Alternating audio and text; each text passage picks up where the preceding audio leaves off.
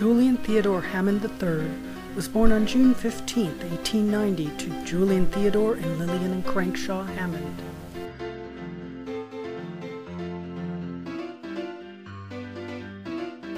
He was born in an era when all babies and toddlers wore dresses, boys and girls alike.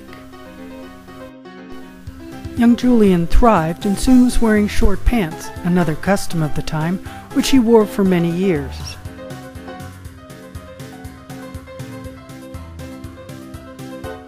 Julian was an active young man, enjoyed the outdoors, was thoughtful and considered in word and deed.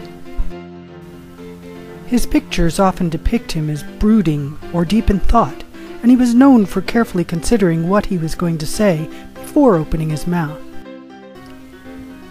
He rarely answered a question immediately, choosing rather to think before speaking. Finally, he was old enough to wear long pants. Just imagine, a young person today looks forward to getting their driver's license as a coming-of-age symbol. In Julian Hammond's day, a young man's rite of passage was receiving his first pair of long pants. Julian met and courted Mary Ethelyn Shawcross.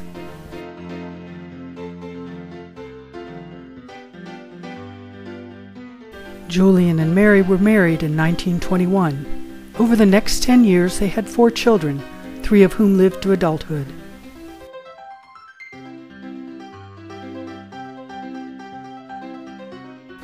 Mary died when the youngest was 10 years old. The cause of death is a little hazy, but cancer was not a topic openly talked about in 1941. Julian Hammond was a dentist, practicing for over 45 years. When he first started, there was no Novocaine. He performed extractions with only ether to dull the pain. By the time Julian retired, there were much more humane ways to perform dental work. While working as a dentist, Julian continued his studies and became a doctor of homeopathic medicine.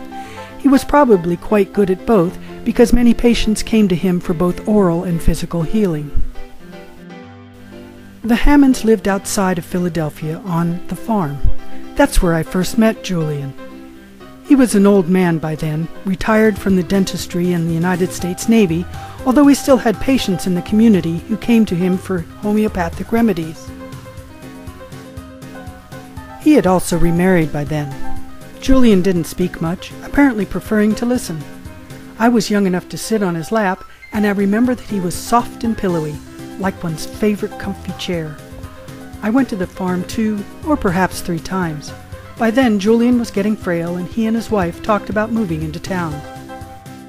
The last time I saw Julian was in a small house in Philadelphia, purchased with the proceeds from the sale of the farm. Julian Theodore Hammond III left this world in January of 1963. Late one morning, he came downstairs from changing out a light bulb, sat down to wait for lunch, fell asleep, and slipped peacefully into the arms of Jesus. I was not quite 6 years old when he died. In spite of my tender years, grandfather was still a profound presence in my life. His youngest child, Ruth, is my mother.